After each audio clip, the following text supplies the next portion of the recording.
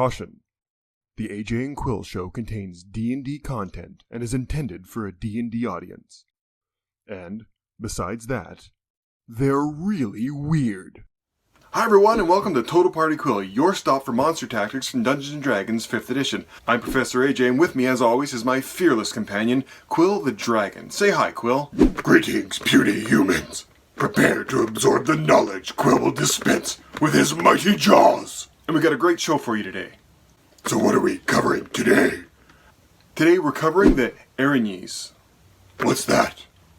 Erinyes, also known as Furies, historically were the female chthonic deities of vengeance in ancient Greek religion and mythology. A formulaic oath in Homer's The Iliad invokes them as the Erinyes, that under earth take vengeance on men, whosoever hath sworn a false oath. They're really fun monsters, and surprisingly there's very little lore on them, so let's dive right in. Let's see what the monster manual has to say. Now, the Erinyes,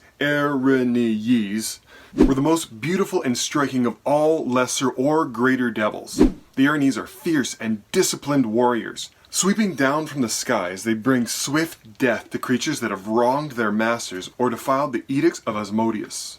The Erinyes can either appear as female or male humanoids with statuesque builds and large, feathery wings.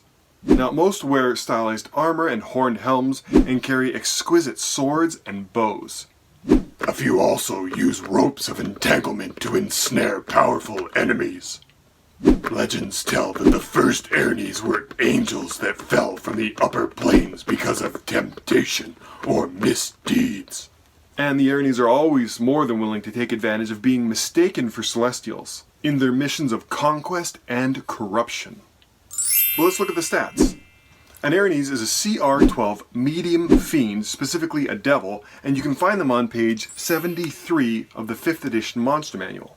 They have AC 18 and 18d8 hit dice. They also have a speed of 30 and a flying speed of 60 feet. That's pretty fast. Now, basically, they're supposed to be exactly like angels, and their stats reflect this. All their stats are high, with strength, con, and charisma all being 18s. So basically, they're attractive brutes. Right, and a brute is just the monster version of a tank class. Erinyes have proficiency in all three of the big three saving throws, as well as charisma. Right, so they're pretty well protected against most magical spells, as well as things that would try to banish them. Now, when you look here, they have the typical devilish resistances and immunities, as well as the traditional devilish weakness to silver. Also, if you look over here, they have True Sight, which is kind of important to the lore. It comes up later. They have a hellish weapons feature that makes all their attacks magical and deal an extra poison damage on top. Right, this seems kind of random, but we actually think it's a bit of a throwback to the original Erinyes in 1st edition, where they had a dagger that did additional poison damage. They have magic resistance. And they have the parry reaction. Right here it says that an Erinyes can add 4 to its armor class against 1 melee attack that would hit it. But to do so, the Erinyes must see the attacker and be wielding a melee weapon. There's also a rope variant of the Erinyes that lets it use a rope of entanglement, and we'll deal with that in a little bit. For attacks, they have a multi-attack that lets them attack 3 times, either with a longbow or a long sword. Now, these stats, though awesome, are relatively simple. It's basically a brute. So, what isn't the Monster Manual telling you? Now, first things first, we have to establish that both a succubus and an Erinyes look very similar, and they both come from angelic backgrounds, but they're very, very different creatures. It's easy to mistake one for the other. However, there are some key differences. Now, they both have the fallen angel backstory. They're both depicted as really attractive women who will attempt to corrupt you through lust and seduction. But other than that, that's really where the similarities end. If you look at a succubus, they have horns, bat wings, and tails. Right, they're literally fiends when you think of what a devil would look like. But the Erinyes does not have horns. They have feathered wings and no tails. Right, they're literally supposed to be angels who live in hell. Now, lore-wise, any angel could become an Erinyes. All they have to do is either fall from grace and choose to follow Asmodeus. It's that simple. And the Erinyes were not only physically stunning, but they were dangerously capable and highly disciplined warriors. They had unfailing loyalty to their lords. Right, this is because from their angelic background, the Erinyes are not duplicitous like other fiends are. They were angels and they still consider themselves separate and superior to all fiends. Right, and the relationship between Erinyes and other devils is strained at best. There's a lot of animosity towards fiends from the Erinyes. Right, basically angels and fiends are hardwired to want to fight each other. And they do. Right, because fights between Erinyes and other fiends happen quite often. Having come from celestial origins as opposed to a damned soul that was turned into a fiend, an Erinyes views itself as innately superior to any fiend, and has absolutely no intention of getting promoted into another type of devil. They're happy where they are. Now, there's some conflicting ideas about whether or not another devil could be promoted into being an Erinyes. Some sources say yes, some say no. Now, all this, coupled with their utmost respect and upholdance of law and order, make them very trustworthy, which is an incredibly rare thing inside the Nine Hells. It means they won't backstab their allies or masters just to get a promotion or edge themselves closer to one. Now, something unique to the Erinyes, because they're so trustworthy, is they're allowed to leave the Hells whenever they want. All other devils must be summoned. Right, this is a really big deal. Even Tiamat had to be summoned out of the Hells. And she's a goddess. Also, they were trusted to be able to make their own Faustian pacts. That's a fancy word for a devil's pact where you bargain away your soul for power or knowledge. An Erinyes is actually a really good option if you want to have, say, a fiendish pact or some kind of hexblade pact involving a devil. But their main job is to go out and trick people into signing over their souls so that they can become devils to help in the blood war. Right, and an Erinyes does this by either seducing its victims or just tricking them into signing these devil contracts. Sometimes both. Now this is a really big deal because all other devils must get permission from Asmodeus himself to be able to make a devil contract. Right, and this level of trust isn't just on the material plane. If there's ever a devil who violates one of the laws in hell or its own oath, if a devil ever becomes a fugitive, it's the Erinyes who are entrusted to be able to hunt them down and kill them. Because they can leave the hells at will, they're great for hunting down individuals who escape the Nine Hells. And because they have true sight, it's really difficult for these escapees to hide from them, say, by invisibility or illusion magic. This is also one of the lore reasons they carry these ropes of entanglement. Right, they use these ropes to lasso and capture these escaped fugitives and malcontents. And because of their angelic taste for law and order, and their distaste for breaking rules and regulation, Erinyes also serve as the lawyers in hell. Right, this is actually really interesting.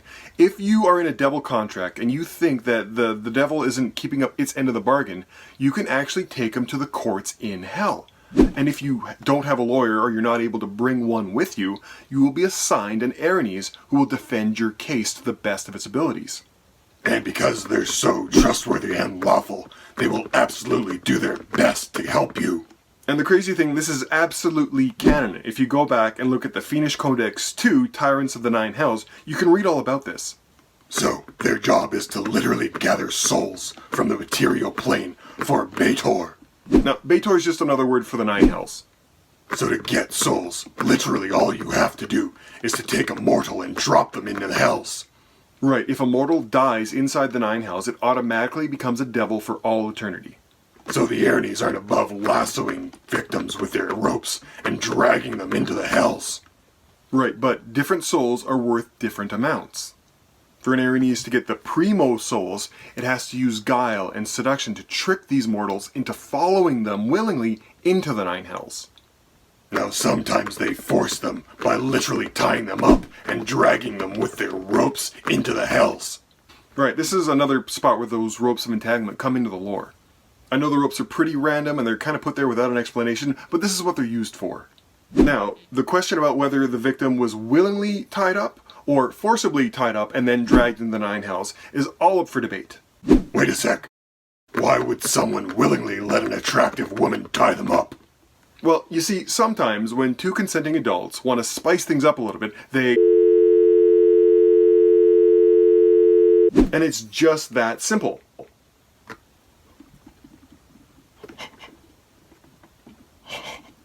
Now, when hunting mortal souls, Erinyes are said to be ruthless and cunning, often exploiting their angelic appearance to their advantage. Something else that's interesting is that Erinyes are one of the only types of fiends that can become pregnant. Right, while most fiends are able to impregnate mortal creatures, Erinyes are one of the only ones that can actually bear children themselves. Now, whether the Erinyes gained this ability before their descent into hell or after has never been answered. Perhaps it's the reason why they left the heavens in the first place, so they'd be able to bear children. And something cool is that young Erinyes are the only actual offspring ever raised in hell. Another note is that because they're able to become pregnant, this is one of the main reasons why Erinyes will refuse a promotion. Right, Erinyes are pretty unique. They like being Erinyes, and they don't want to be promoted into another kind of devil. And because they're able to become pregnant, many of the Erinyes are simply the descendants from the original fallen angels from eons ago. They're super cool, lots of flavor inside of that, even though we don't really get all that much information from the lore. So let's see what tactics they use. Now, Erinyes, or Furies as you might want to call them, are warriors, enforcers, bounty hunters, deal makers, and Hell's agents of retribution. They're winged and angelic in appearance, so it's easy to mistake them for celestials at first glance. But that idea won't last long once combat starts. Right, so if we look at their stats, they have a high strength and a high constitution. This makes them ideal brutes, which is kind of the monster version of a tank.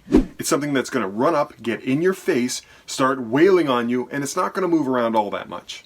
But an Erinyes' dexterity is quite high as well. It's high enough that their ranged attacks are still pretty significant. Plus, when you look at their bow, it can inflict a semi-permanent poison condition on the target, which imposes a disadvantage on attack rolls and ability checks.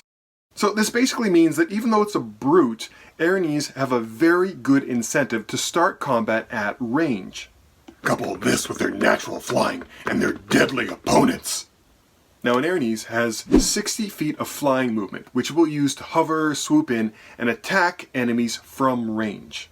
So at the beginning of combat, it will try to start 180 feet away from its intended target. So on Erinyes' turn, it's going to use half its movement, 30 feet, to get to 150 feet away from its intended target. That's the range of its longbow. From there, it's going to attack 3 times, trying to get as many creatures as possible infected with that poisoned condition. Once it's done attacking, it will retreat its remaining movement 30 feet back to its original position. And honestly, rinse and repeat these tactics. Flight and range are too good for an Erinyes not to use them, and if it has the space and the ability to do this, this is how it's going to kill your creatures. And it's going to continue to do this unless one of 4 things happens. So, number 1, the Erinyes simply does not have the room or the space to be able to fly this far away. Number 2, all the creatures it's attacking are now dead. Number 3, once every one of its targets has been infected with the poisoned condition, the Erinyes will toss its bow aside and advance to melee range and start wailing on them with its longsword. Because it actually is a little better with its longsword. And the 4th reason that Erinyes would stop attacking at range and advance to melee is if, during a whole round of combat, it receives more meaningful attacks than it can dish out. So this means if it's meaningfully attacked 3 times in a round, it will realize that being at range isn't beneficial and will advance to melee range and act like a brute. Now, once it's in melee range, an Erinyes is going to engage with whichever target it considers to be the biggest threat. This is usually the tank, but Erinyes are smart. They're not above attacking healers and mages from the back lines. Then an Erinyes is going to use its multi-attack to attack that target 3 times. And because it can, it's going to use it two-handed for the D10 damage. Now, in melee combat, an Erinyes isn't actually afraid to move in and out of combat or in between different opponents. Because even though it might trigger some opportunity attacks, they have the parry reaction, which they can use, if needed, to bat away an opportunity attack or any kind of melee attack, for that matter, that might inflict some kind of meaningful amount of damage. But this parry reaction can only be used against melee attacks. Right, it can't bat away ranged attacks like arrows and stuff doing this. Although it would be cool if it could. As the DM, you can feel free to let it. Anyway, so with this parry reaction, we're going to make what we call a standing decision. This is just something you do automatically so you don't have to think about it. So the standing decision is if a PC rolls between 18 and 21 to hit the Erinyes, then the Erinyes will use its parry reaction to deflect that attack. Now, if you're using the variant Erinyes that has a rope of entanglement, when it uses its multi-attack, an Erinyes can instead use the rope of entanglement in place of 2 of those attacks. Now, this rope of entanglement has a reach of 20 feet, and the Erinyes is going to target anything that it believes has a very low dexterity saving throw. So basically anything wearing heavy armor. It actually says in one of the books that an Erinyes' favorite tactic was to use this rope of entanglement to restrain its victims, and then it would fly them up into the air and drop them. And you can do this as a DM if you wish. Right, if you use the encumbrance rules, it says that an Erinyes can drag or lift up to 540 pounds. But if it's trying to lift anything heavier than 270 pounds, its movement is reduced to 5 feet. Now, on top of all this, an Erinyes also has magic resistance. Magic resistance says the Erinyes has advantage on saving throws against spells and any other magical effect. This, coupled with their proficiency in the big 3 saving throws, as well as charisma, means that an Erinyes is where mages go to cry uncle. And that's about it. We hope this helps get you started using an Erinyes inside your Dungeons & Dragons game. They're fun and interesting creatures. They have a really interesting backstory, being angels who are actually living in hells. If you read any of the Mints comic books by Jim Zub, in the latest one where they go into the 9 hells, you can actually see an Erinyes attack a whole bunch of chain devils using their longsword and their rope of entanglement, and she's just a badass and kills everybody. They're also useful as a warlock patron, and they can be really fun to roleplay. Right, and in Dungeons & Dragons, it's actually not that often where you're able to fight a celestial or an angelic creature and not feel bad about doing it. And this is one of those cases where you shouldn't. Anyway, thanks for joining us. We hope you enjoyed it. Try to love each other. We hope you're having a good one. Stay safe, wear a mask, get vaccinated, and is it time for school yet? Have a good one. Bye!